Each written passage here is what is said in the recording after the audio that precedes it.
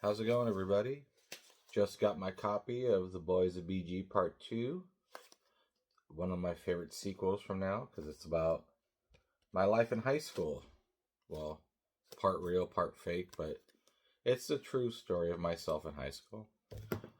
On Saturday, I'll post some videos explaining about every single story, telling about the truth, the fiction, the aftermath, the funny stories. I'm excited to tell this story because this story was drummed in my mind when I was in the Navy, when I would always tell people about what I did in high school, how much fun I had in high school.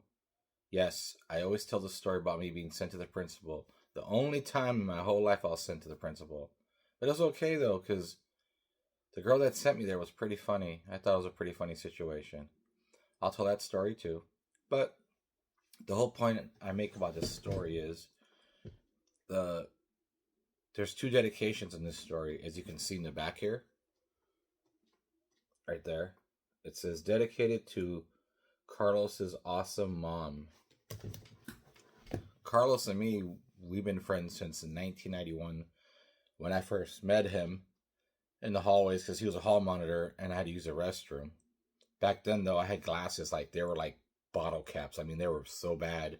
I couldn't see, but I could burn ants with them because they were that thick. That's how I met Carlos. But the whole story about this, though, I got to dedicate to one person, my heart. My mom. My mom was a great inspiration for me back in the day because when I went to school, I think it was around the 7th grade, I started telling myself, you know what?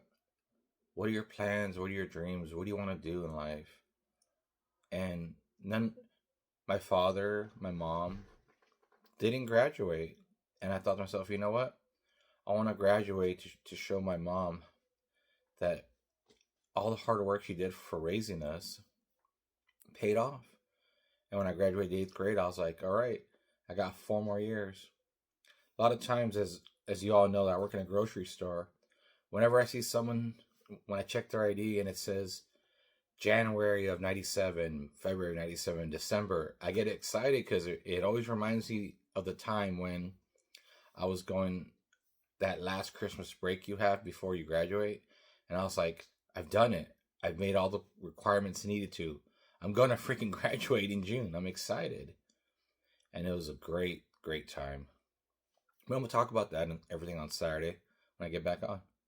Everyone have a great day.